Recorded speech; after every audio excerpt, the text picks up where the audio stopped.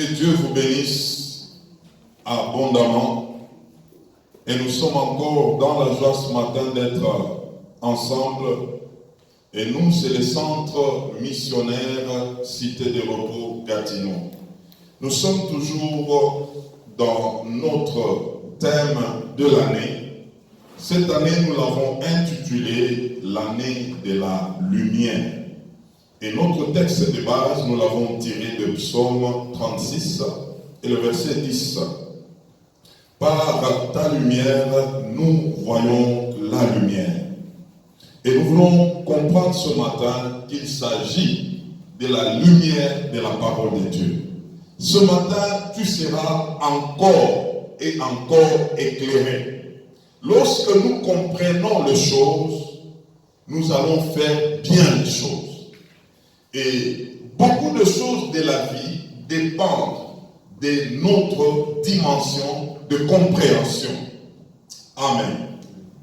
Et ce matin, j'ai quelques textes à vous présenter. Le premier, nous le tirons dans Genèse chapitre 4, du premier verset au verset 8. Genèse chapitre 4, du premier verset au verset 8. Est-ce que nous sommes là? Et nous disons toujours ici, chez nous, nous sommes des disciples, nous devons avoir une Bible et un cahier. Ok? Parce que nous devons retenir la parole de Dieu. Genèse chapitre 4, du verset 1er au verset 8. Je veux faire la lecture au nom de Jésus-Christ. Adam connut Ève, sa femme, elle conçut et enfanta Caïn. Et elle dit, j'ai formé un homme avec l'aide de l'Éternel. Elle enfanta encore son frère Abel.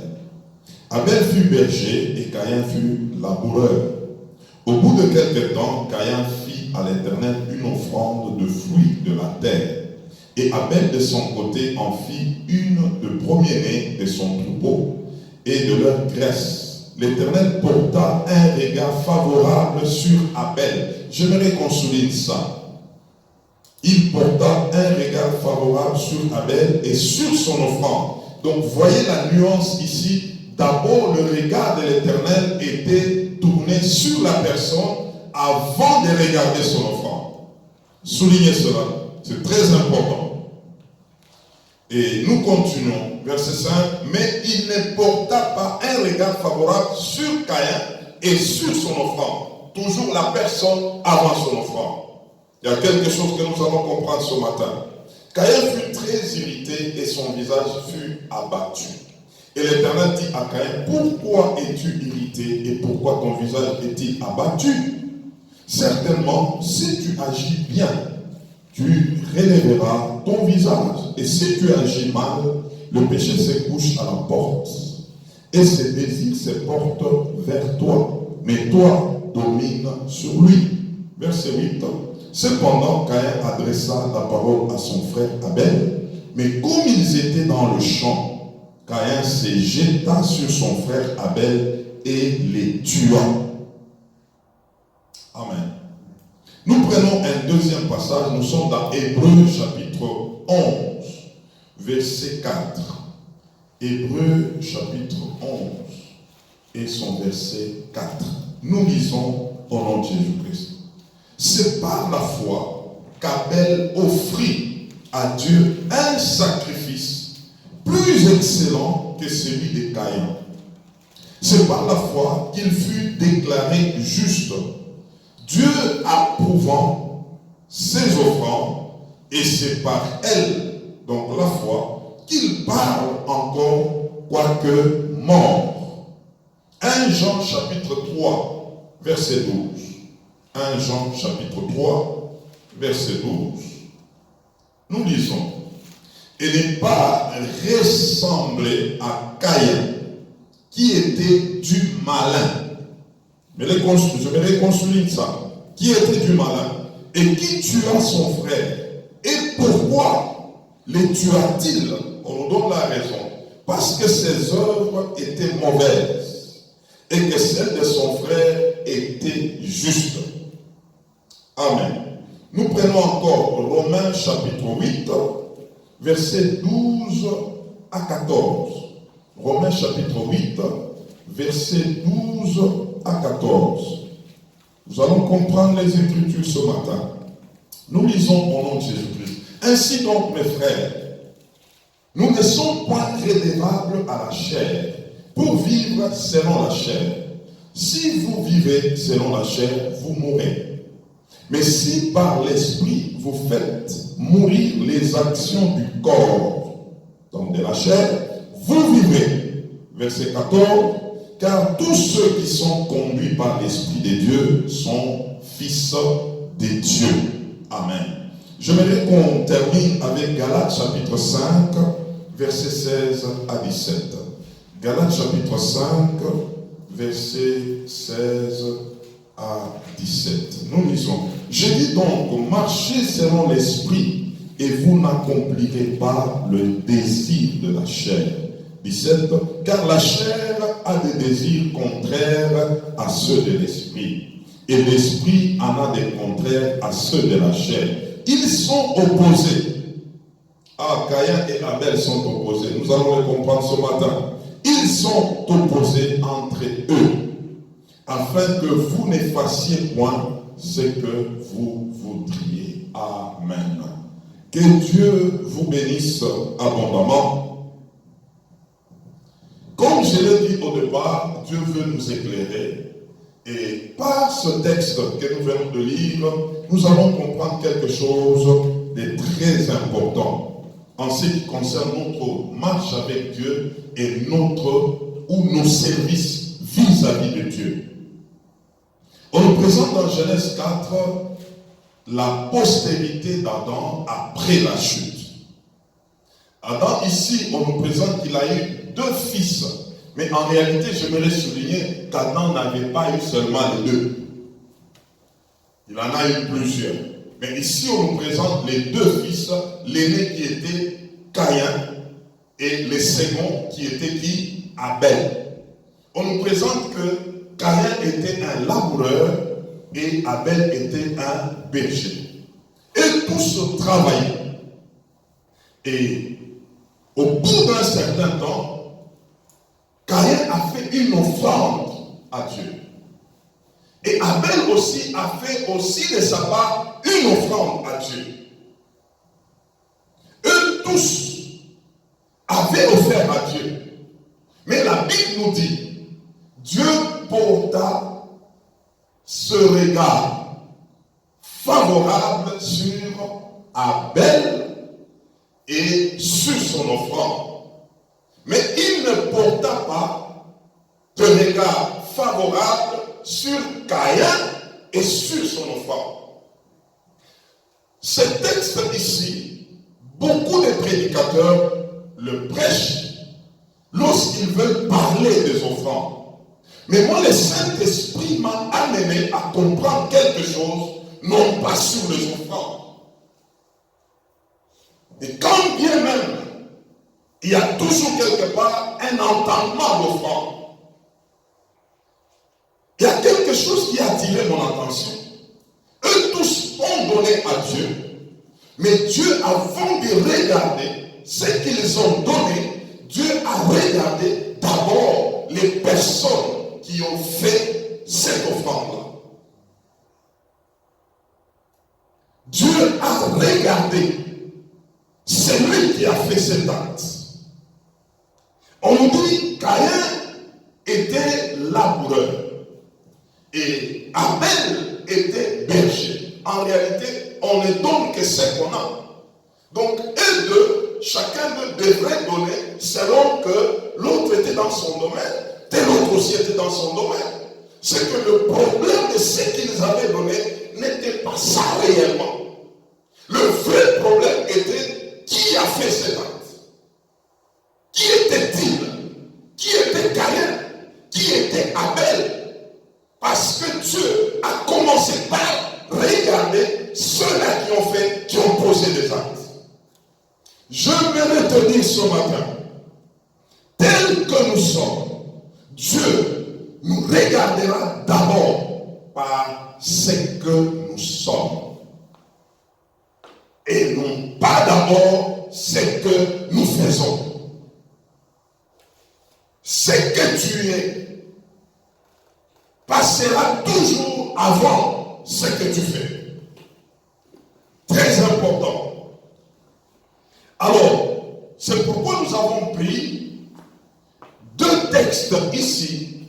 Premièrement avec Hébreux 11, le verset 4, qui nous donne une information sur Abel, et 1 Jean 3, 12 nous donne une information sur Caïn. Dans Hébreux 11, 4, on nous dit que Abel, ce qu'il avait fait, il l'avait fait par la foi. Ah bon? Donc Abel croyait en Dieu. Abel était enfant de Dieu. Abel écoutait Dieu. Mais maintenant, avec Caïn, on nous parle dans 1 Jean 3, 12 que Caïn était du malin. C'est que Caïn n'était pas enfant de Dieu. Caïn était encore un païen. Et nous comprenons maintenant ce que le problème ici n'était pas l'affaire des offrandes. D'abord, c'était l'affaire de ceux qui pouvaient poser des actes devant Dieu. L'un était chrétien, l'autre était païen. L'un connaissait Dieu, l'autre ne connaissait pas Dieu. L'un avait posé un acte selon la chair, l'autre avait posé un acte selon l'esprit. Et nous comprenons maintenant que parce que Caïn n'a pas trouvé son compte dans ce qu'il a fait, la Bible dit, qu'est-ce qu'il a fait? Il a tué son frère Abel. Ah, ce matin, nous allons comprendre quelque chose de très profond. Caïn était étranger par rapport à Dieu. Caïn ne pouvait pas servir Dieu. Dieu, pour le servir, il faut d'abord le connaître. Et avant de connaître Dieu, il faut d'abord naître de nouveau. Un païen ne peut pas connaître Dieu. Un païen ne peut pas servir Dieu. Parce qu'en réalité, dans l'homme, celui qui est serviteur de Dieu, c'est son esprit. Or, quand nous parlons d'un païen, c'est que son esprit est mort. C'est son âme qui vit. Et donc, nous allons comprendre, Romains chapitre 1, verset 9, la Bible nous dit, c'est l'apôtre Paul qui est en train de parler, il dit, Dieu que je sers dans mon esprit. Le serviteur de Dieu dans l'homme, c'est son esprit. Et lorsque l'esprit n'est pas né de nouveau, c'est que l'homme n'a pas cette faculté de servir le Seigneur. Et l'esprit de l'homme commence à vivre lorsque l'homme est né de nouveau. Lorsque l'homme donne sa vie à Christ. Lorsque l'homme accepte de confesser, Romains chapitre 10, verset 9, confesser que Jésus-Christ est Fils de Dieu. Il était mort et Dieu l'a ressuscité d'entre les morts. C'est là que quand tu confesses cela, tu deviens sauvé, ton esprit entre en mouvement, entre en activité. C'est que l'affaire de Caïn n'était pas encore né de nouveau. Caïn, son esprit ne travaillait pas. Tout ce que Caïn voulait faire, il le faisait par son âme, par sa chair. Et c'est comme ça que l'acte posé par Caïn n'était pas approuvé par Dieu. Parce que Caïn n'était pas animé par l'Esprit de Dieu. Caïn était un païen. Un païen peut poser des actes devant Dieu. Mais Dieu, ce qui l'intéresse d'abord, c'est l'esprit de cet homme. C'est-à-dire, est-ce qu'il est sauvé? Vous savez, aujourd'hui, il y a des gens qui précèdent l'offrande avant de précéder la personne elle-même qui doit l'offrir. Je veux te dire que ton offrande ne peut jamais te sauver. Celui qui peut te sauver, c'est Jésus-Christ qui est mort à la croix, qui est ressuscité. Lorsque tu le confesses dans ta vie comme Seigneur et Sauveur, c'est Jésus-là qui te sauve. Il va te sauver pour l'éternité et ce que tu poseras maintenant comme acte aura un impact devant le Seigneur. Comprends que d'abord Dieu a besoin de ta vie. Caïn était déçu de ce que Dieu n'avait pas agréé son offrande, mais en réalité, Dieu voulait la vie de cet homme qui était d'abord entre les mains du diable. Il était fils du malin, il était fils du diable. Un fils du diable ne peut pas plaire à Dieu. Et tout ce qu'il peut faire au nom de Dieu ne sera pas approuvé. Ça ne sera pas approuvé. Caïn, c'est la chair. Abel, c'est l'esprit. Abel connaissait Dieu. Caïn ne connaissait pas Dieu. Mais regardez maintenant le drame dans ce texte. Abel, qui est le symbole de l'esprit, était tué par Caïn, qui symbolise la chair. Dans l'homme, il y a un esprit, il y a une âme et le corps que tu as. Mais laisse-moi te dire, entre les deux, celui qu'il faut crucifier, c'est la chair, pas l'esprit. Tu crucifies ton esprit, c'est fini pour toi. C'est-à-dire, tu commences à mener ta vie selon la chair, c'est fini pour toi. Vous savez, quand Abel était tué par Caïn, Dieu pose la question à Caïn. Où est ton frère? Il dit, suis-je le gardien de mon frère? Dieu dit, ok. Dieu a maudit Caïn et il l'a chassé. Il lui a dit, tu seras errant sur la terre. Caïn a dit, non, ça c'est un grand châtiment pour moi. Comment je serai comme ça toute ma vie? Et on va me tuer. Dieu dit, on ne va même pas te tuer. Celui qui te tuera, moi Dieu, je vais le venger, je vais venger ton sang 7 fois. Vous savez, Dieu a refusé qu'on tue Caïn. Pourquoi? Parce que Caïn était déjà mort. Il était déjà mort. Et il est devenu errant. J'aimerais vous dire, retenez ça très bien. Les gens croient que l'enfer n'existe pas. L'enfer existe. Il y a des gens qui seront des vagabonds pour l'éternité. Ils vont souffrir comme les Caïns. La voie de Caïn, selon Jude 11, qu'on appelle la voie de la perdition. La voie de Caïn. C'est une voie d'égarement. Il y a des gens qui seront dans cet égarement pour l'éternité. Pourquoi? Parce qu'ils ont refusé les œuvres de Dieu. Ils ont refusé de suivre Dieu. Ils ont refusé de se tourner à Jésus. Ils auront leur salaire. Caïn avait reçu son salaire. Pourquoi? Parce qu'il a tué Abel, qui est l'image de l'esprit. En toi, l'homme qu'il faut chérir, l'homme qu'il faut commencer à consulter toujours, c'est ton esprit. Ah, je croyais que tu allais me dire Amen. C'est ton esprit. Tu dois te rassurer que ton esprit vit. Tu dois te rassurer que c'est ton esprit à le contrôle de toi. Tu dois être sûr que que ce que tu fais là, le maître qui est au-devant de toi, c'est ton esprit. Il faut se rassurer.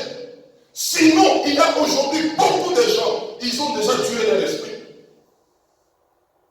Ils marchent avec Caïn au lieu de marcher avec Abel. Ils prennent des décisions de Caïn au lieu de prendre des décisions d'Abel. Ils ont élevé Caïn au lieu d'élever Abel. C'est le problème que nous avons, même dans les églises. Beaucoup de gens vivent avec Caïn. Caïn, c'est la chair. Caïn, c'est les sentiments. Caïn, c'est les jalousies. Caïn, c'est les meurtres. Caïn, c'est les impudicités. Caïn, c'est tout ce qui est de la chair. La Bible déclare, si tu marches avec Caïn, tu vas mourir. Mais si tu fais mourir les œuvres de Caïn pour prendre les œuvres d'Abel, tu vivras. C'est ce que Romains nous renseigne. Romains 8, 12 à 14. Combien de gens préfèrent les œuvres de Caïn à la place des œuvres d'Abel? Oh, quand le Saint-Esprit m'a enseigné ces choses, j'ai dit, waouh, la parole de Dieu est profonde. Combien de gens tuent leur Abel aujourd'hui? Combien de gens n'écoutent plus leur Abel aujourd'hui? Abel, c'est le symbole de l'esprit. C'est l'esprit qui est en connexion avec Dieu. Mais Caïn, c'est le fils du mal. Qu'il faut crucifier. Oh, ces jours-là, la personne qui devait mourir, ce n'était pas Abel. La personne qui devait mourir, c'est Caïn. Et ce matin, je suis venu te dire aujourd'hui, nous allons tuer Caïn ici. Si tu es venu ce matin, c'est pour que Caïn soit mort. On va tuer Caïn. Dis à ton voisin, si tu es là aujourd'hui, c'est pour que Caïn meure. Dis-lui. Caïn doit mourir. Caïn t'a fait souffrir. Caïn, c'est seulement les choses de la terre. C'est pourquoi on l'a dit, tu seras vagabond sur la terre. Caïn, tout ce qui l'intéresse, c'est la terre.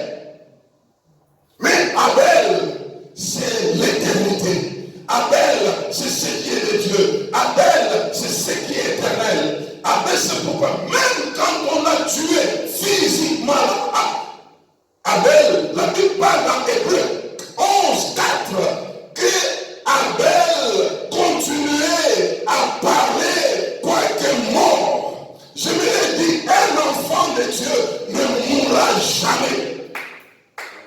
Jamais.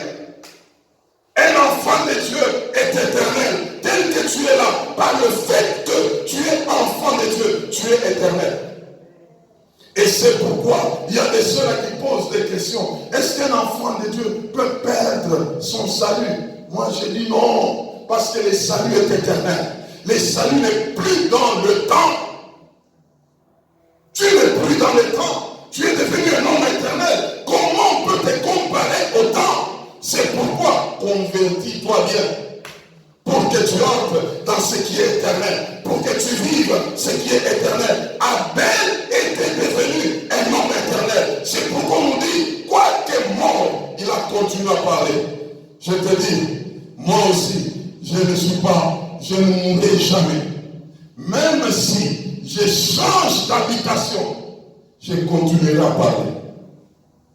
Et c'est ça le statut d'un enfant de Dieu. Un enfant de Dieu a déjà vaincu la mort.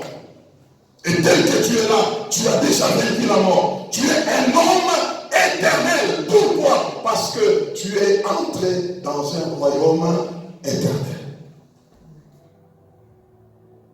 Abel, ce n'est pas la mort qui pouvait l'arrêter. Mais Caïn, il vivait sur la terre. Il était déjà errant. Il était déjà mort. Et quelle mort! Caïn était devenu un malheureux sur la terre. Il ne pouvait pas s'en sortir. Alors, j'aimerais vous faire voir quelque chose. Nous sommes dans 2 Corinthiens chapitre 8, versets 1 à 5. On parle de chrétiens les enfants de Dieu qui étaient de la Macédoine, l'église de la Macédoine, on nous présente que ce Jean devait faire une collecte. Et cette collecte-là, il fallait l'envoyer quelque part. Mais les conditions dans lesquelles ces personnes se trouvaient, c'était des conditions minables. Ils étaient dans des difficultés, dans des tribulations. Mais la Bible déclare que ces gens, ils les ont donnés, même au-delà de ce qu'ils avaient. Mais leur état ne pouvait pas leur permettre de faire ce qu'ils ont fait. Mais il y a une raison. La raison, pourquoi ils ont fait ces choses-là comme ça. Donc un pauvre qui donne au-delà de ce qu'il a. Un homme qui a beaucoup de problèmes, il fait au-delà de ce qu'il a. Il y a un secret ici. On nous dit que ces gens-là, ils avaient commencé d'abord à se donner eux-mêmes au Seigneur. Et ensuite, ils pouvaient maintenant donner. C'est ça, donner. Vous comprenez? C'est pourquoi même, quand vous êtes venus ici, nous ne parlons pas beaucoup des offrandes. Parce que nous voulons d'abord que vous soyez des offrandes. Quand toi-même tu deviens une offrande, tes poches ne peuvent pas rester indifférentes. Jamais. Parce que tout de toi maintenant sera à Dieu. Mais il y a des gens qui, eux, donnent, mais eux-mêmes ne se sont jamais donnés. Eux-mêmes sont en dehors. C'est ça l'offrande des Caïens. Et nous avons beaucoup d'offrandes des Caïens aujourd'hui où on pousse même les Caïens à donner. Donne Caïn, donne Caïn, donne Caïn. Mais ici, je vais te dire, pour que je t'amène dans la dimension de donner, il faut d'abord que toi-même, tu puisses te donner. Que toi-même, tu sois une offrande. Si nous tous, nous devenons des offrandes, chacun ne dira pas, ça c'est à moi. L'autre ne dira pas, ça c'est à moi. Parce que nous tous, nous sommes à Jésus. Et ce que nous avons, c'est aussi à Jésus. Ils se sont donnés d'abord eux-mêmes. Oh, Dieu veut que tu te donnes d'abord. Dieu veut que ta vie soit une offrande. Dieu veut que tout ce que tu fais soit une offrande. Que quand tu es là, qu'on réalise que ta vie est sur l'autel de Dieu. Que ta vie est déjà donnée à Dieu. C'est que quand le monde viendra te solliciter, que tu dises au monde, je n'ai rien à te donner, frère. Tout le mois, je l'ai déjà donné à Dieu. Il ne reste rien. Il ne reste rien. Non, on peut négocier avec toi. Non, non. Donne à Dieu 50% de toi et moi 50%. Non, en tout cas, mon frère, moi avec Dieu, c'est 100 sur 100. J'ai déjà tout donné. C'est comme ça qu'un enfant de Dieu qui a compris, il n'a rien à donner au monde. C'est déjà fini. Le monde est venu trop tard. Il est venu trop tard. S'il pouvait venir avant, mais maintenant là, tous mes 100%, j'ai déjà donné à Dieu. Il ne reste rien que je peux encore donner au monde. Le secret de cette église était qu'ils avaient commencé par se donner eux-mêmes au Seigneur. Et la finalité c'était, ils pouvaient donner maintenant ce qu'ils pouvaient avoir. Parce que eux étaient déjà au Seigneur. C'est comme tu as un bien qui est à toi et toi-même tu te donnes au Seigneur. Mais le bien là, tu ne peux que l'amener aussi. Parce que toi-même, tu es déjà au Seigneur. Et donc ce qui est à toi ne peut pas rester. Mais qu'est-ce que nous faisons aujourd'hui? Il y a des ceux-là que lui-même n'est pas encore au Seigneur, mais il est en train de précéder ce qu'il a au Seigneur. Et on lui dit, dors, tu seras béni, tu feras ceci. Frère, si toi-même tu es dehors, ce que tu fais là n'a aucun impact devant Dieu. N'a aucun impact devant Dieu. Nous devons comprendre ces choses. C'est pourquoi même quand nous prêchons sur les offrandes, nous devons faire très attention. Il faut amener d'abord les gens à comprendre qu'eux-mêmes doivent être des offrandes.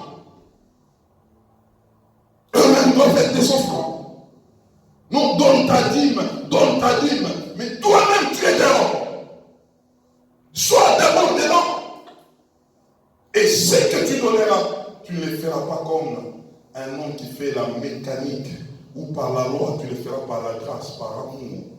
Et tu seras content de ce que tu es en train de faire. Oh, comme je vous ai dit au début, nous sommes venus pour faire quoi? Pour tuer Caïn. Caïn doit mourir. Lui, il avait fait le malin, il avait tué Abel, mais il n'avait pas su le tuer, parce qu'il a continué à vivre. Mais pour nous, de cette nouvelle alliance, nous avons tous les atouts pour tuer qui? Caïn. Il faut que Caïn soit crucifié. Et comment le tuer? J'ai deux choses à te proposer pour que Caïn meure. Et nous les tirons dans Éphésiens chapitre 5, verset 11. Éphésiens chapitre 5, verset 11. Et ne prenez point part aux œuvres infructueuses de ténèbres. Les œuvres de Caïn, ce sont des œuvres infructueuses de ténèbres. Mais plutôt condamnez-le. La première des choses que je vais te dire ce matin, pour que Caïn meure, il faut refuser de prendre part aux œuvres de Caïn. Quelles sont les œuvres de Caïn? Les œuvres infructueuses, nous les trouvons dans Galates chapitre 5, verset 19 à 21, les œuvres de la chair. Il y a toute une liste là-bas. Si nous nous mettons à lire cette liste-là, il y a des choses que nous devons refuser, de prendre part à ces choses-là.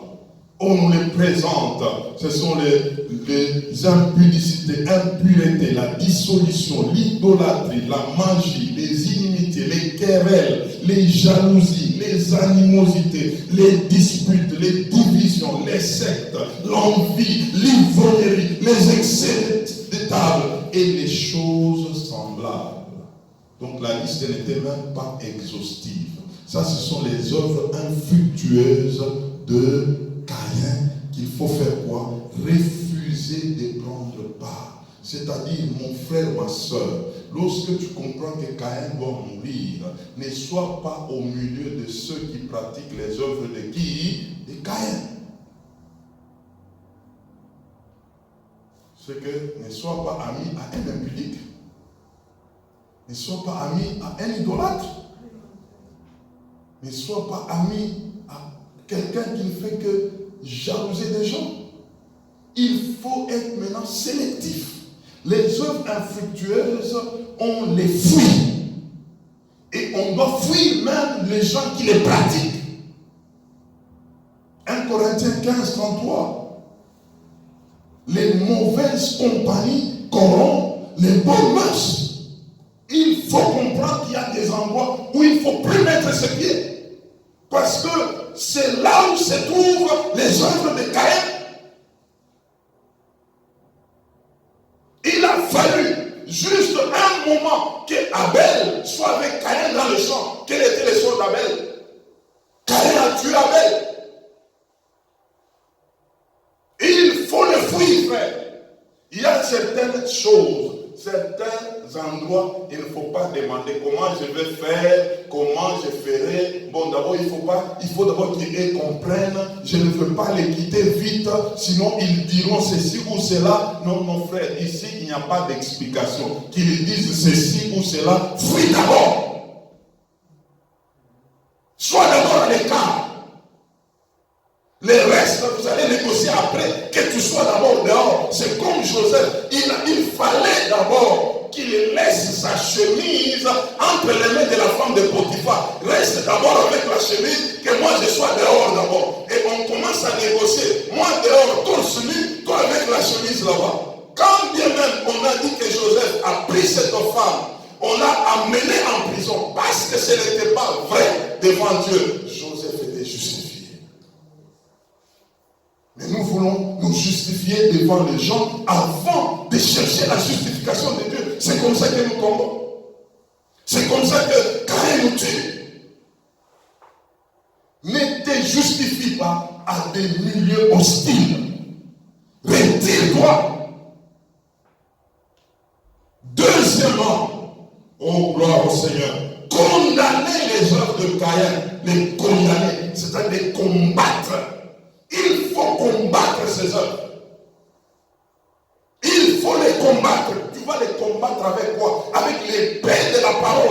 dans ta bouche, selon Apocalypse 12, verset 7. Combat-le avec l'épée qui est dans ta bouche. Déclare que moi là, les œuvres de Caïn, je les repousse.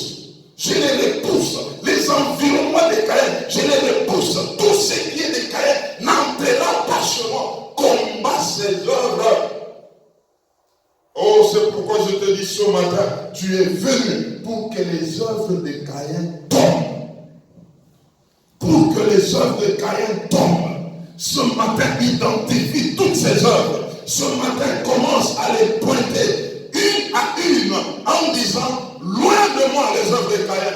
Loin de moi les œuvres de Caïn. Loin de moi les environnements de Caïn. À dater d'aujourd'hui, Caïn, je vais te combattre. Jusqu'à ce que tu peux commencer à passer très loin de moi pour que Abel continue à se manifester. Abel, c'est l'esprit. Abel, c'est la vie. Abel, c'est l'éternité. Que Dieu bénisse sa parole. Amen.